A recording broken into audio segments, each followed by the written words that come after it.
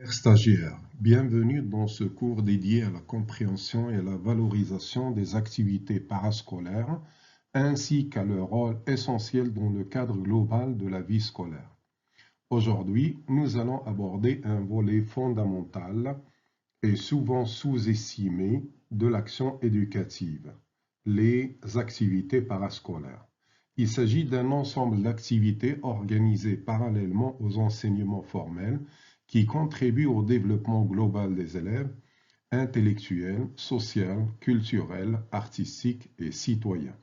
Ces activités incluent notamment les clubs sportifs, artistiques, culturels, théâtre, chorale, journal scolaire, etc., la coopérative scolaire, les sorties scolaires, les semaines culturelles ou encore les colonies de vacances. À travers ce cours, nous chercherons à 1. Clarifier la notion de parascolaire, la distinguer des activités périscolaires ou extrascolaires, tout en soulignant que le parascolaire englobe ces deux dimensions. 2.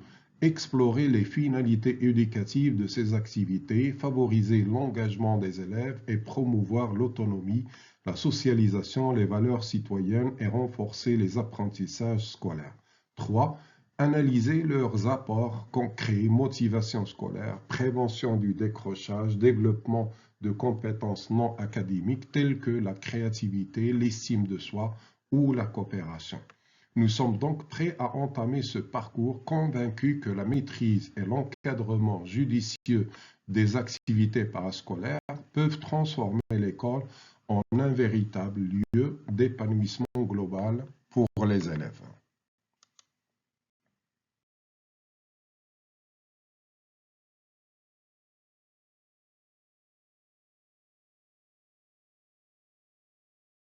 Aujourd'hui, nous entamons un parcours approfondi consacré aux activités parascolaires, un thème essentiel pour comprendre les dynamiques de la vie scolaire dans notre contexte. Nous commencerons ainsi par clarifier la notion même de ces activités avant d'explorer leurs finalités éducatives, leur diversité, leur mise en œuvre au Maroc, ainsi que les défis qu'elles posent et les pistes à envisager pour les optimiser. Dans un premier temps, nous allons définir les activités parascolaires et distinguer cette catégorie des activités périscolaires ou postscolaires, afin de fixer un cadre conceptuel solide. Ensuite, nous préciserons les objectifs des activités parascolaires en insistant sur la manière dont elles complètent la formation intellectuelle, morale et sociale des élèves. À partir de là, nous identifierons une typologie des activités parascolaires englobant notamment des initiatives artistiques, culturelles, créatives ou sportives qui favorisent coopération, épanouissement et expression individuelle. Nous enchaînerons en nous intéressant à l'organisation de ces activités au Maroc, c'est-à-dire aux structures, ressources et espaces conçus pour les accueillir, de l'association sportive scolaire aux ateliers artistiques et aux sorties pédagogiques. Puis nous consacrerons des développements spécifiques aux activités artistiques, culturelles et créatives afin de mettre en lumière comment chacune de ces formes contribue à l'éveil des élèves, à leur confiance en soi et à leur sens de la créativité. Par la suite, nous décrirons les mécanismes de mise en œuvre de ces activités au sein de la vie scolaire en évoquant les rôles des enseignants, des ressources matérielles et l'organisation temporelle nécessaire.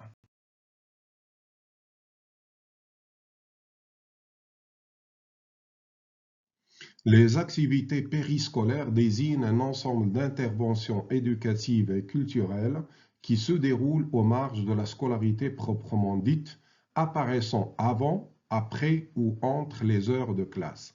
Elles se situent par définition en dehors du temps d'enseignement officiel, ce qui en fait des moments éducatifs à part entière, distincts du cursus scolaire formel.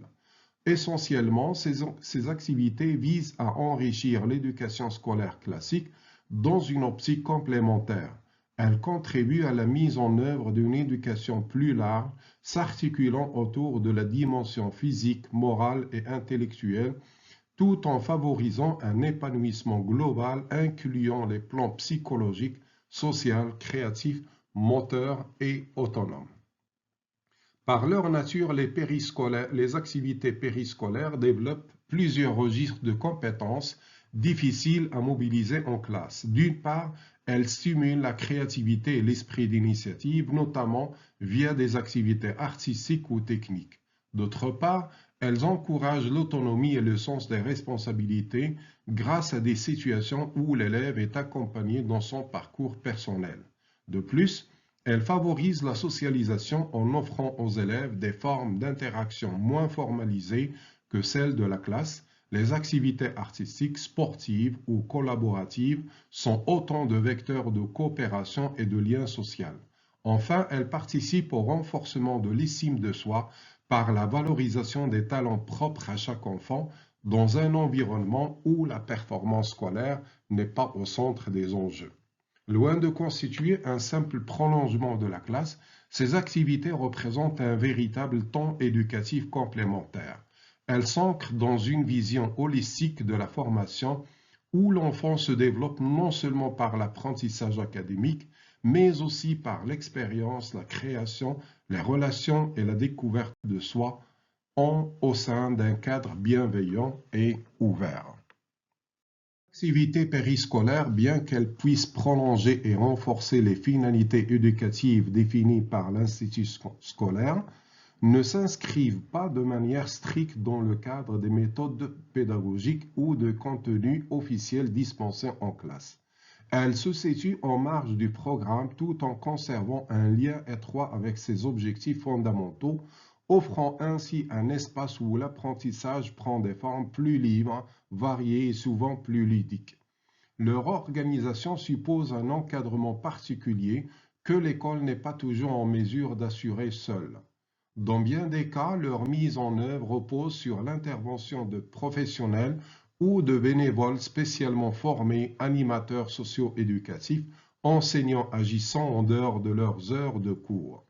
Ce dispositif complémentaire permet de garantir la qualité, la sécurité et la pertinence des activités, qu'elles soient proposées en fin de journée, sur la pause méridienne ou en dehors des temps scolaires réglementés. La participation des élèves à ces activités repose sur une organisation souple et adaptée à leurs besoins. L'enfant peut ainsi y prendre part de façon autonome, selon son propre rythme et ses centres d'intérêt, les partager avec un camarade ou au sein d'un groupe, ou encore les vivre sous la conduite d'un intervenant extérieur, qu'il s'agisse d'un animateur, d'un éducateur ou d'un spécialiste d'une discipline donnée.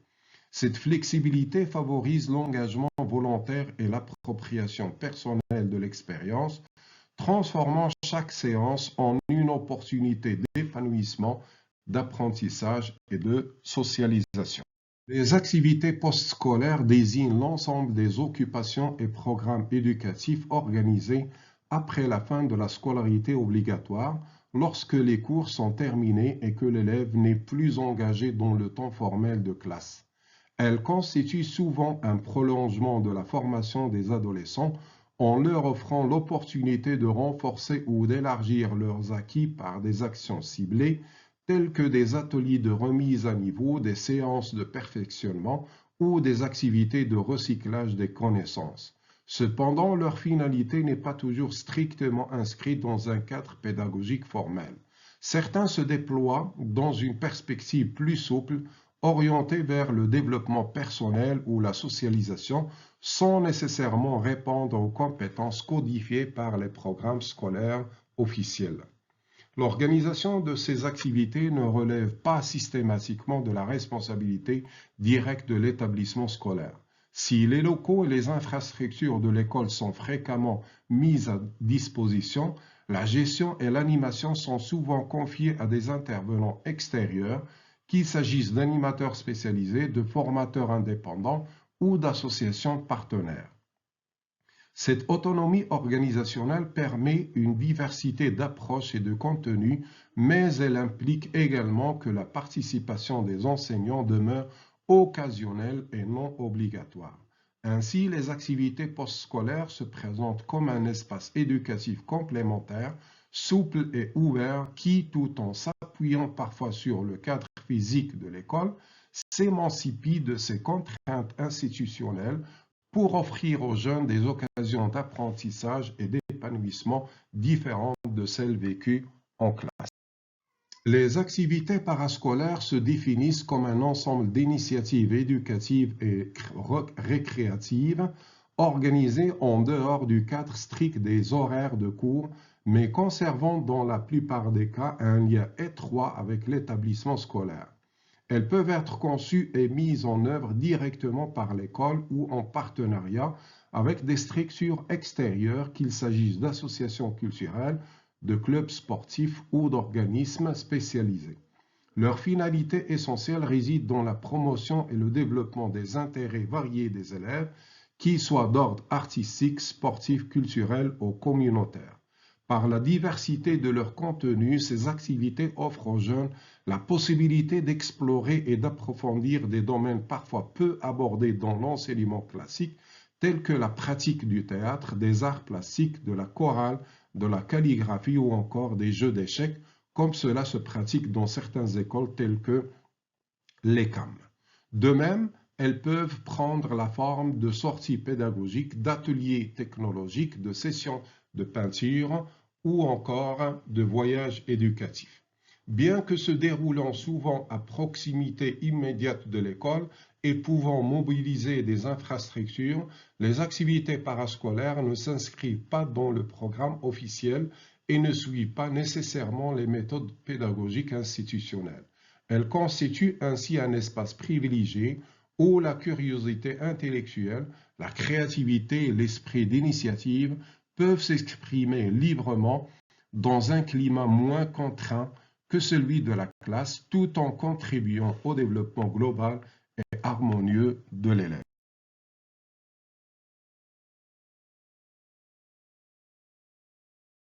L'ambition centrale des activités péri-, post- ou parascolaires se comprend comme un appel attentif au développement holistique des élèves. Elles incarnent un espace privilégié où s'épanouissent leurs talents, suscitent leurs aptitudes, éveillent leur créativité et façonnent leur personnalité dans une lumière à la fois plus douce et plus nuancée que celle de la salle de classe. Au-delà d'un simple apprentissage académique, ces initiatives viennent teinter l'expérience éducative d'aspiration artistique, esthétique et expressive, tout en invitant les élèves à entrer en dialogue avec leur environnement régional et local. Elles offrent un terreau fertile où la sensibilité de chacun peut trouver son écho dans les traditions, les richesses culturelles et les spécificités de son milieu, donnant ainsi davantage de pertinence et de profondeur à son engagement. Ces initiatives illustrent combien ces activités permettent aux élèves de s'engager dans des expériences transformatrices. Elles offrent un cadre où l'expression personnelle, qu'elle soit sportive, artistique, scientifique ou sociale, trouve sa juste place et se relie aux contextes locaux, sociaux et culturels. Leur bienfait ne réside pas seulement dans l'acquisition d'habilités nouvelles, mais dans la construction d'une identité riche et nuancée, consciente de son environnement. L'ambition spécifique des activités péri-, post- et parascolaires s'inscrivent dans une visée pédagogique subtile et multidimensionnelle. En premier lieu, ces activités se consacrent à mettre en lumière et affiner les talents divers des élèves, qu'ils soient créatifs, linguistiques, physiques ou expressifs, en leur offrant un cadre propice à l'éclosion de leur potentiel et à son ancrage dans une expression authentique et valorisante. Elles agissent comme une tribune où chaque jeune peut découvrir et approfondir ses capacités tout en bénéficiant d'un regard attentif reconnaissant ses singularités. Parallèlement, ces initiatives participent à l'affermissement des compétences de communication par l'exposition répétée à la prise de parole, à l'argumentation structurée et à l'expression convaincante. Elles offrent un espace favorable à l'épanouissement oratoire et discursif de l'élève, compétence indispensable dans sa formation humaine et intellectuelle. En outre, elles jouent un rôle pivot dans l'éveil culturel et intellectuel des apprenants. Elles les incitent à développer une curiosité sincère à l'égard des cultures diverses, les habituent au vivre ensemble et leur apprennent à respecter la différence avec ouverture et bienveillance. Par ce cheminement, elles forgent une conscience élargie, attentive aux richesses qu'apporte la diversité culturelle. Plus encore, ces activités nourrissent le goût esthétique des élèves en les sensibilisant à l'harmonie des formes, à la beauté des gestes, à la valeur du geste artistique. Elles ouvrent en eux une sensibilité subtile, une appétence pour les arts, pour le raffinement, autant de dispositions qui enrichissent leur perception du monde et leur capacité à savourer l'élégance des créations humaines. Mais peut-être plus profondément encore, ces expériences invitent les élèves à renouer avec leur identité culturelle et à s'approprier leur patrimoine, qu'il soit local, régional ou national. Elle leur offre des occasions concrètes de découvrir, d'assimiler et de valoriser le patrimoine marocain, que ce soit via l'histoire, les pratiques traditionnelles, les arts autochtones ou encore les langues qui tissent la mémoire nationale, en les impliquant directement dans sa conservation, sa mise en valeur ou même sa promotion auprès des autres.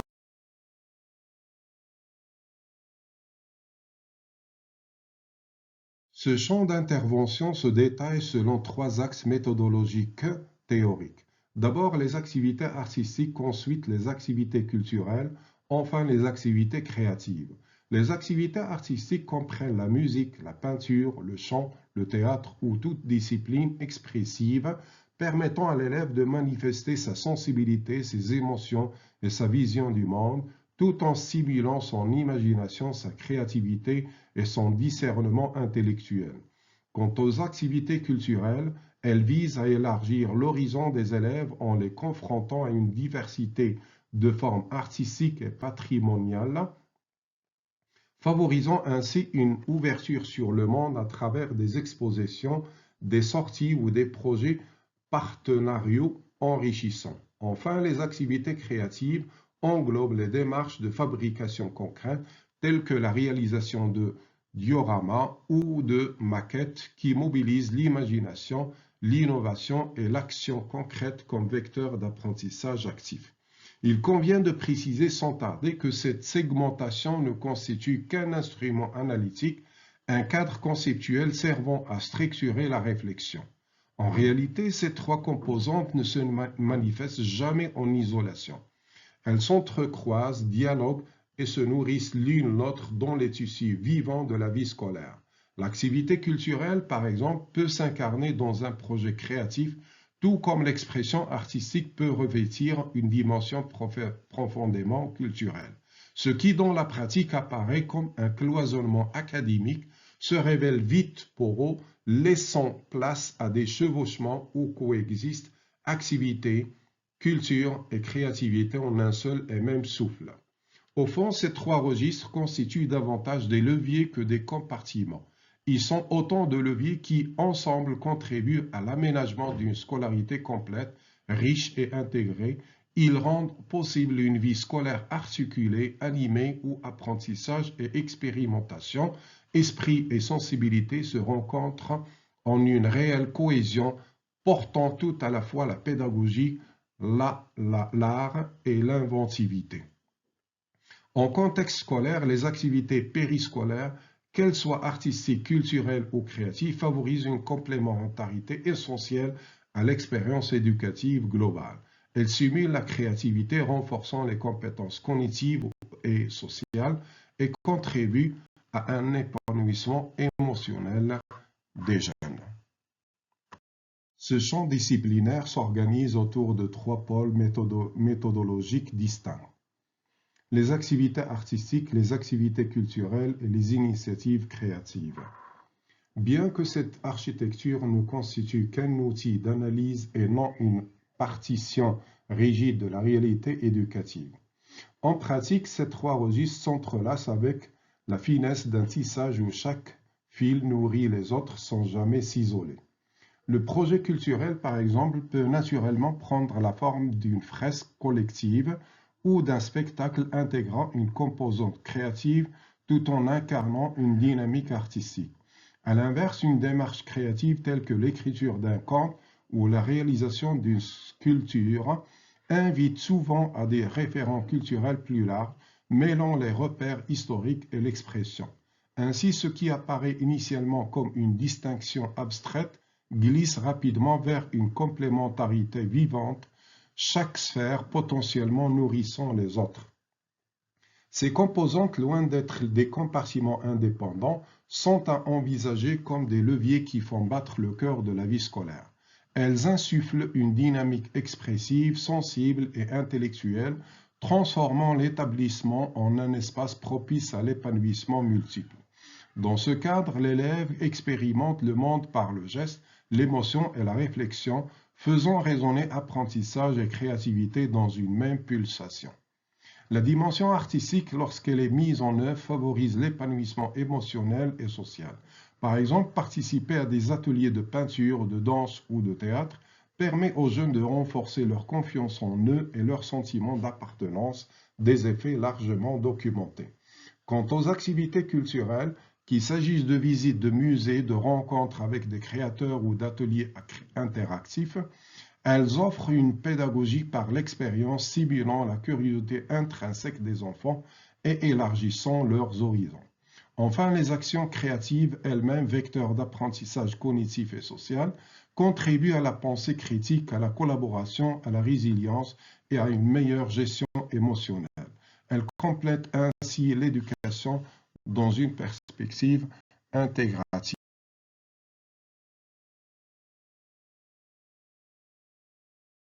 Pour le plan organisationnel, les activités parascolaires au Maroc sont structurées autour d'un mécanisme de mise en réseau thématique entre les académies régionales d'éducation et de formation. Cette démarche s'inscrit dans le développement de la politique de décentralisation du système éducatif qui attribue à chaque AREF des responsabilités étendues afin de mieux répondre aux spécificités des réalités locales et régionales. L'approche par réseau thématique vise à étendre les formes de participation offertes aux élèves en enrichissant leur engagement par le biais d'activités artistiques, culturelles et créatives. Elle permet également de renforcer le partage de pratiques pédagogiques entre académies, favorisant ainsi la mise en place d'une dynamique éducative distincte, imprégnée des valeurs citoyennes, démocratiques et des droits de l'enfant. En ce sens, cette stratégie participe de l'ambition d'édifier une école vivante, profondément ancrée dans la communauté et ouverte à son environnement. Pour concrétiser cet objectif, des concours compétitifs sont organisés entre établissements scolaires et élèves dans les domaines de la créativité et de l'innovation. Ces compétitions stimulent l'émulation et l'esprit d'initiative tout en favorisant un climat d'émulation intellectuelle et artistique. Elles permettent en parallèle de repérer les talents, de diffuser les bonnes pratiques pédagogiques et de renforcer la cohésion entre les établissements. Dans ce cadre, l'organisation de festivals régionaux, chacun dédié à un domaine particulier, constitue un pilier fondamental du réseau thématique. Ces activités, pensées comme des véritables vitrines, rassemblent élèves, enseignants, académies et partenaires dans un esprit de partage et d'émulation créative.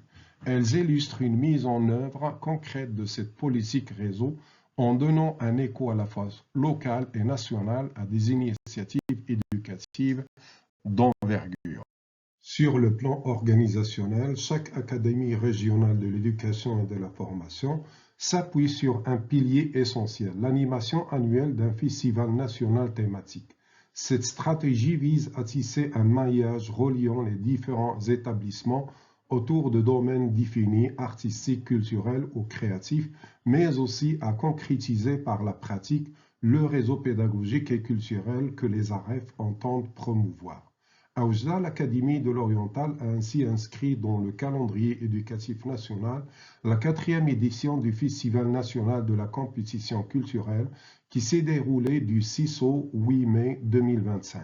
Porté sous le slogan « Pour une école de qualité pour tous », cet événement a réuni des élèves de tous niveaux de l'éducation inclusive aux écoles de la deuxième chance, du primaire jusqu'au secondaire qualifiant, autour de défis littéraires, scientifiques ou religieux. Au-delà des récompenses décernées, ce festival est apparu comme une plateforme pionnière pour encourager la créativité et renforcer l'engagement scolaire. Il s'intègre pleinement à la feuille de route 2022-2026, promouvant une école vivante, moderne et ouverte à l'excellence culturelle. Al Ayoun, c'est un tout autre festival qui a marqué les esprits. La première édition du Festival national du Diodrame, organisée fin mai 2024 par l'Aref Al Ayoun Saqiya Al Hamra, sous le thème Le théâtre scolaire, une pépinière des valeurs et de l'esprit citoyen. Ce festival a mis en lumière les troupes théâtrales venues de toutes les régions du royaume, alignées sur la loi cadre 51-17 et la feuille de route 2022-2027. Il a offert aux élèves un forum d'expression privilégié consacré à l'éveil de la créativité, de l'imagination et des compétences de vie. Les échanges d'expériences y ont été nombreux et l'événement s'inscrit dans le réseau culturel des AREF en matière d'innovation pédagogique. Ces événements démontrent plus que toute théorie la capacité des AREF à orchestrer des dynamiques scolaires complémentaires. Par la mise en réseau thématique, ils permettent une animation régionale harmonieuse, favorisent la mobilité d'idées, de pratiques et de jeunes talents et renforcent progressivement le projet d'une école citoyenne. Au-delà des compétitions, ces festivals traduisent une ambition partagée, faire de l'établissement scolaire un lieu résolument dédié à la culture, à la créativité et à l'émancipation des L'initiative vise à instituer un réseau thématique articulant les académies régionales afin de consolider les fonctions fondamentales de l'école en tant qu'institution culturelle et sociale. Elle place la culture au cœur de son projet pédagogique, concevant cette dernière non comme accessoire, mais comme dimension constitutive des missions scolaires, ce qui permet à l'école d'exercer pleinement son rôle d'intégration culturelle. Par-delà cette dimension, l'école est envisagée comme un lieu ouvert à son milieu environnant, qu'il soit social, culturel ou économique, dont la vitalité doit être entretenue au moyen d'animations scientifiques, artistiques et culturelles, établissant un dialogue fructueux avec la communauté. Sur le plan civique et éducatif, le réseau inscrit l'école dans une démarche d'éducation à la démocratie.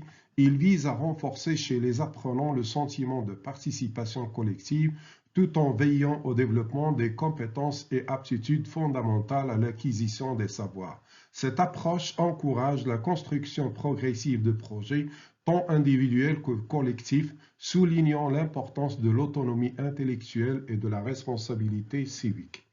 Par ailleurs, l'esprit de l'initiative transcende l'image de l'école comme simple lieu d'instruction. Elle est reconfigurée comme un espace privilégié dans lequel s'épanouissent les potentialités créatives. L'initiative entend libérer et valoriser les talents des élèves dans de domaines multiples, qu'ils soient artistiques, scientifiques ou culturels, en favorisant leur émergence et leur reconnaissance. Enfin, cette approche s'inscrit dans le cadre plus large de la vision stratégique pour le système éducatif marocain 2015-2030. Elle revêt une dimension structurante en ce qu'elle répond aux exigences établies par cette feuille de route nationale et à la législation en vigueur, notamment la loi cadre relative au système de l'éducation, de la formation et de la recherche scientifique.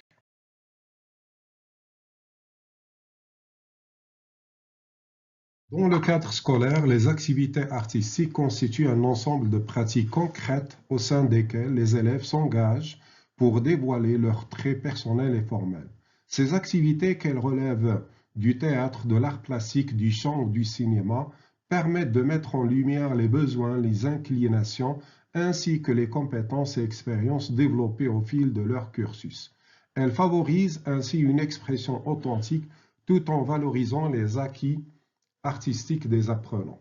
Le théâtre scolaire, autrefois absent des matières obligatoires, figure désormais parmi les options proposées, notamment au lycée selon des modalités variables allant de 3 à 6 heures hebdomadaires. Il constitue un espace éducatif fondamental, autant pédagogique que formateur. Il mobilise la mémoire, le langage, l'expression corporelle et mobilise aussi des compétences transversales relevant des arts plastiques, création de décors, costumes, affiches, de la musique ou du chant, voire de la géométrie ou de l'histoire selon les projets mis en œuvre. Le théâtre offre ainsi un cadre pluriel pour affirmer la créativité, soutenir les dispositions artistiques des élèves et renforcer leur intégration dans la communauté scolaire et au-delà. Quant aux ensembles vocaux, ils mobilisent les élèves autour du chant collectif et des hymnes sous la direction d'un professeur chef de chœur. Très souvent considéré comme vecteur d'innovation et de dynamisme au sein de l'établissement, il contribue au développement des talents musicaux individuels et collectifs. Les arts plastiques, disciplines riches et structurées, prennent appui sur la confiance en soi, l'ouverture aux autres, ainsi que sur le développement de capacités de réflexion, d'analyse, de réalisation et de création. Cet enseignement favorise une posture autonome, audacieuse et créative, encourageant l'initiative personnelle, une productivité soutenue et une saine compétition. Il vise notamment à consolider l'intelligence sensible et les capacités expressives à former le citoyen sensible et critique.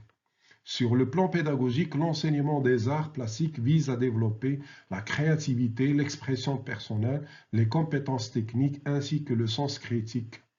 Enfin, le film éducatif s'inscrit dans le cadre plus large de l'éducation à l'image, destiné à initier les élèves aux différents aspects du cinéma et des images audiovisuelles. Cette démarche vise à acculturer les élèves au langage visuel, à développer leur sens critique, à éveiller leur curiosité cinématographique et à encourager la compréhension active des productions visuelles.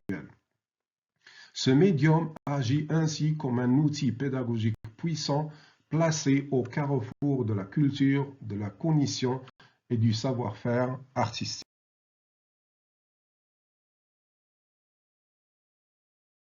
Les activités culturelles s'entendent comme un ensemble de dispositifs pédagogiques organisés en vue de réguler l'échange entre les apprenants.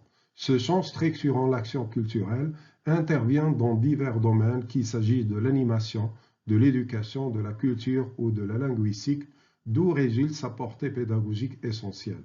Ces activités visent à permettre à l'apprenant de construire sa personnalité dans toutes ses dimensions, à développer ses compétences intellectuelles, culturelles, littéraires et linguistiques et à ouvrir des opportunités pour encourager la créativité et soutenir l'excellence. Les concours culturels, quant à eux, se déclinent selon des catégories variées, littéraires, scientifiques, historiques, religieuses, etc., et enrichissent les savoirs acquis dans le cadre scolaire en y introduisant des contenus culturels externes.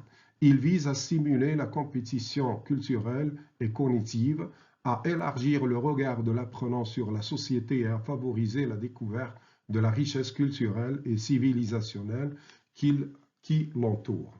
Les compétitions linguistiques jouent un rôle analogue en favorisant l'ouverture aux diverses civilisations et cultures, en approfondissant la compréhension de la langue maternelle ainsi qu'en modifiant la perception qu'ont les élèves des langues étrangères. Elles permettent ainsi de développer leurs aptitudes linguistiques et de créer une dynamique culturelle active, rompant avec une vision immobile des cultures. L'art oratoire s'impose comme une discipline des arts du discours, utile parce qu'elle sait influencer et persuader un auditoire. En tant qu'art majeur touché à la fois les dimensions intellectuelle et émotionnelle de l'humain, elle incarne la persuasion et la séduction tout en consolidant la confiance en soi, la capacité à argumenter et à défendre ses idées. La poésie, enfin, apparaît comme une forme littéraire permettant d'incarner les espérances nationales tout en rendant perceptibles les cadres sociaux, culturels, historiques et moraux d'une société. Elle se distingue par un rythme précis, une musicalité particulière, appelée musique poétique, tandis que les mots qu'elle emploie portent un sens linguistique fort et suscitent une influence émotionnelle profonde sur le lecteur ou l'auditeur.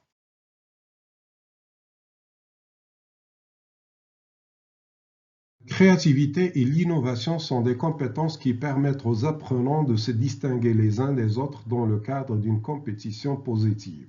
Généralement, les élèves aiment présenter leurs créations, qu'il s'agisse de recherches de terrain, de reportages journalistiques, d'écrits, de dessins, de travaux manuels ou de toute réalisation effectuée dans le cadre des activités scolaires ou à titre individuel afin d'exprimer leurs opinions et de mettre en valeur leurs talents. Les médias scolaires désignent les activités communicationnelles visant à soutenir le domaine de la diffusion et de la documentation par l'échange des connaissances scientifiques, littéraires et linguistiques entre les apprenants et à leur permettre d'acquérir des compétences en recherche et en investigation afin d'élargir leurs horizons cognitifs et intellectuels. Parmi ces éléments figurent la presse scolaire, radio scolaire, le journal mural et la revue scolaire imprimée. La bande dessinée est une forme d'expression artistique créative qui repose sur l'imagination et intègre des dessins associés à des mots.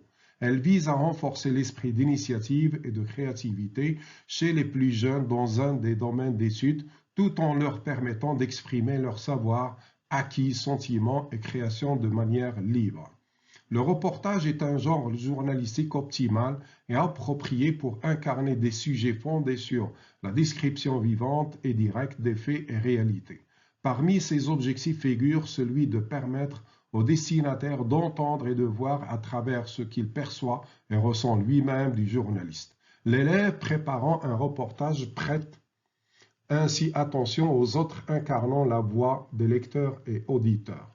La caricature pédagogique permet de former les jeunes à exprimer par ce moyen un ensemble de problématiques avec pour but de transmettre des messages éducatifs visant à corriger de nombreux comportements et phénomènes inappropriés et à sensibiliser à l'importance ou à la gravité de plusieurs questions posées, que ce soit dans le milieu scolaire ou dans l'environnement externe sous ses différentes dimensions. Ceci repose sur des techniques d'intensité expressive, de concentration, d'allusion et d'humour positif qui stimulent les facultés intellectuelles et émotionnelles et développent l'esprit critique chez notre jeunesse.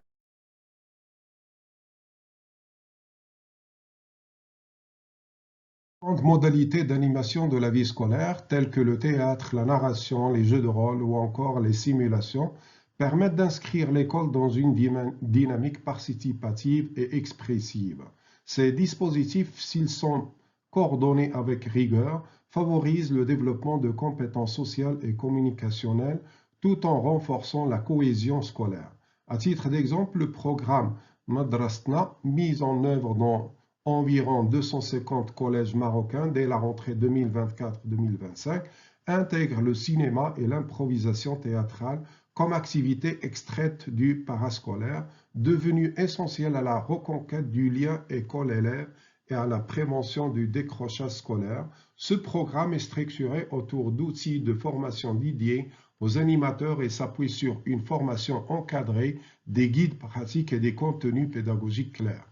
Les médias scolaires tels que la radio, le bulletin d'information ou les journaux muraux représentent des vecteurs de diffusion de connaissances littéraires, scientifiques et linguistiques. Ils proposent aux élèves d'endosser le rôle de producteurs de savoir, stimulant ainsi leurs compétences en recherche, en investigation et en communication. Les expositions, forums ou rencontres offrent quant à eux des espaces d'interaction d'idées, d'ouverture culturelle et de dialogue. À l'instar de l'école Georges Vanier à Casablanca, qui organise chaque année des spectacles, des pièces de théâtre et encourage les élèves à concevoir des projets artistiques en concertation avec les enseignants et les animateurs parascolaires sur une scène équipée d'un amphithéâtre adapté à leur présentation. La réalisation de présentations audiovisuelles, tout comme les productions innovantes, peut s'appuyer sur la pédagogie de projet, démarche active selon laquelle les élèves apprennent à travers l'élaboration de productions concrètes et collectives ou individuelles. Cette approche héritée de la philosophie de John Dewey et formalisée par William Kilpatrick mobilise la motivation intrinsèque des élèves et renforce leur autonomie, leur estime de soi et leur implication dans le travail scolaire.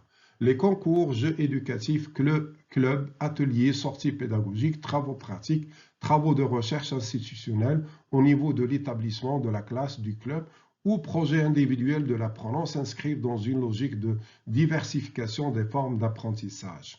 Cette diversité d'actions vise à stimuler la créativité, l'excellence, le sens de l'initiative, l'expression personnelle et la participation active à la vie scolaire. Les clubs éducatifs, par exemple, sont devenus un pilier de la vie scolaire au Maroc. Plus de 40 000 clubs œuvrent aujourd'hui dans des domaines variés tels que la citoyenneté, l'égalité, la culture, l'environnement ou le sport. Ils incarnent les préceptes de la loi cadre valorisant le sentiment d'appartenance, la solidarité, la collaboration active et l'initiative.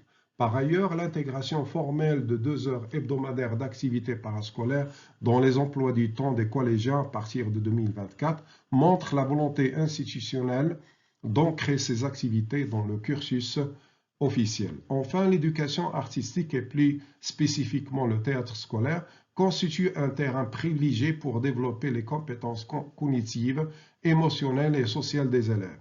La place accordée à ces activités demeure encore limitée dans certains cycles du système éducatif marocain, malgré les réformes en cours, Charte nationale d'éducation, Vision stratégique 2015-2030, Pacte ESRI 2030, des initiatives comme le Festival national du théâtre scolaire à Casablanca ou l'organisation de compétitions provinciales et régionales soulignent l'importance de soutenir et de structurer ces pratiques.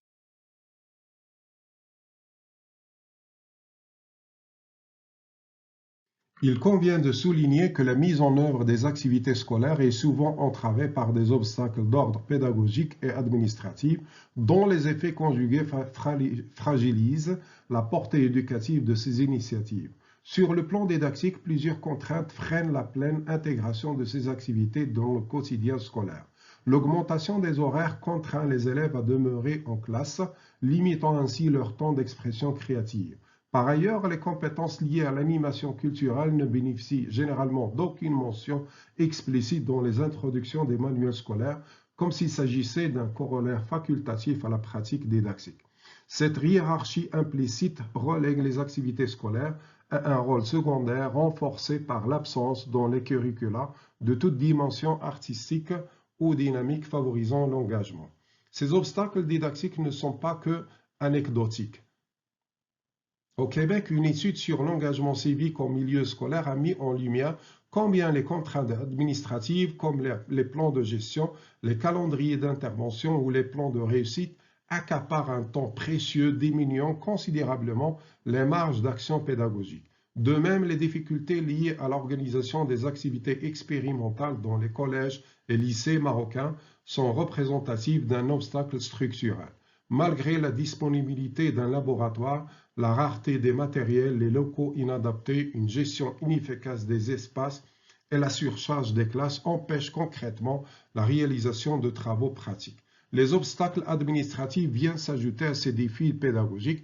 La surcharge de travail administratif pèse sur la motivation des enseignants, alors que les directives institutionnelles semblent ne considérer les activités scolaires que dans le cadre des cérémonies festives, comme les célébrations des journées nationales, plutôt que comme des éléments transversaux à intégrer au cursus. Ces contraintes administratives sont également perceptibles dans la gestion financière des établissements. Par exemple, en France, la réduction drastique des budgets de fonctionnement alloués par les collectivités territoriales compromet la réalisation de programmes pédagogiques tels que collèges au cinéma ou les sorties éducatives, moins considérées comme prioritaires. Au-delà des obstacles internes, d'autres freins plus silencieux mais tout aussi accaparants peuvent être identifiés. Dans certains contextes, les personnels éducatifs manquent de formation spécifique ou des ressources pour conduire ces activités, tandis que le turnover élevé des animateurs ou intervenants rend peu viable un engagement pérenne. Il apparaît que la mise en œuvre des activités scolaires se heurte à des obstacles tant matériels qu'humains, ainsi qu'à des résistances d'ordre social qui compromettent leur effectivité et leur pérennité. D'une part, les obstacles matériels et humains constituent un frein majeur. On constate d'abord que l'insuffisance du personnel formé à l'animation culturelle, que ce soit pour le théâtre, les clubs artistiques ou musicaux, les activités sportives ou les ateliers pédagogiques, empêche l'organisation régulière de ces dispositifs éducatifs. À cela s'ajoute une tension palpable quant aux infrastructures. Les écoles souffrent fréquemment du manque de salles adaptées, salles de théâtre, espaces dédiés aux clubs, gymnases scolaires, ateliers spécialisés ou zones de loisirs, limitant l'accès à des environnements propices à la créativité et à la respiration scolaire. D'autre part, des freins sociaux d'ordre culturel ou temporel contribuent également à affaiblir les initiatives.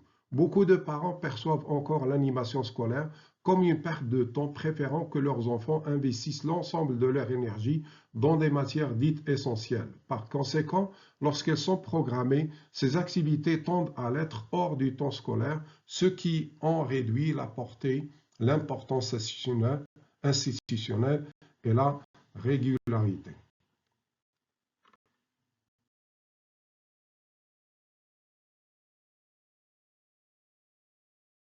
Première recommandation consiste à établir des partenariats locaux solides, notamment entre le système éducatif et des acteurs culturels reconnus tels que la Fondation nationale des musées.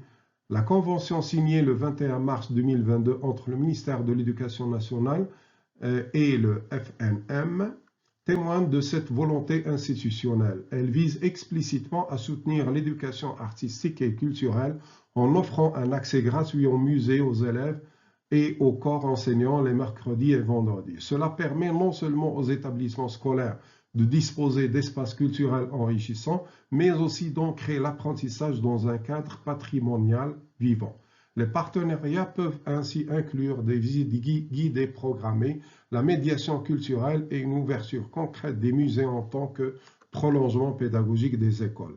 La deuxième recommandation vise à renforcer la formation des coordinateurs de vie scolaire en les dotant de compétences nécessaires pour piloter efficacement les activités culturelles et civiques au sein des établissements. Cette approche institutionnelle, bien que peu documentée en sources publiques concrètes, s'inscrit dans la logique de professionnalisation des fonctionnements scolaires en garantissant une animation pérenne des projets éducatifs. Enfin, la troisième recommandation porte sur la mise en œuvre de programmes de parentalité positive spécifiquement adoptés au contexte marocain. Le ministère de la Solidarité et du Développement social, de l'équité et de la famille a élaboré un programme de médiation familiale visant à renforcer les capacités des parents en matière de communication et d'éducation positive. Ce dispositif encourage le dialogue constructif entre parents, enfants et établissements scolaires, favorisant ainsi la prévention du décrochage et la consolidation du lien familial dans le parcours éducatif de l'élève. L'intégration d'outils numériques conçus selon une approche mobile first constitue un levier déterminant pour fluidifier et moderniser la communication entre les enseignants et les parents.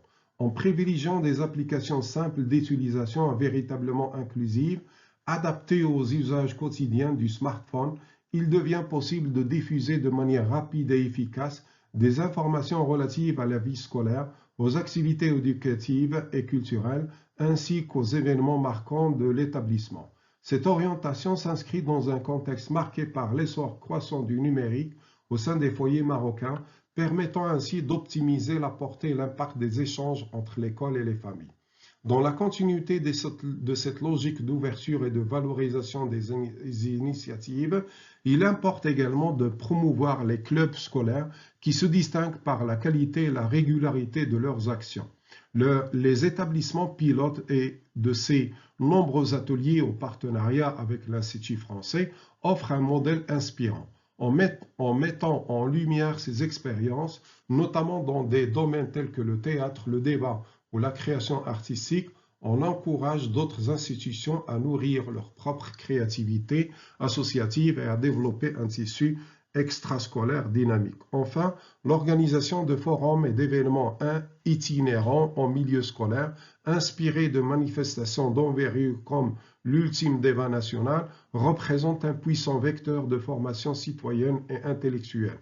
Ces rencontres régionales centrées sur la valorisation du débat d'idées, de l'expression artistique et des engagements collectifs renforce non seulement le sentiment d'appartenance à une communauté éducative active, mais participe également à l'édification d'une culture scolaire fondée sur l'excellence ou l'ouverture d'esprit.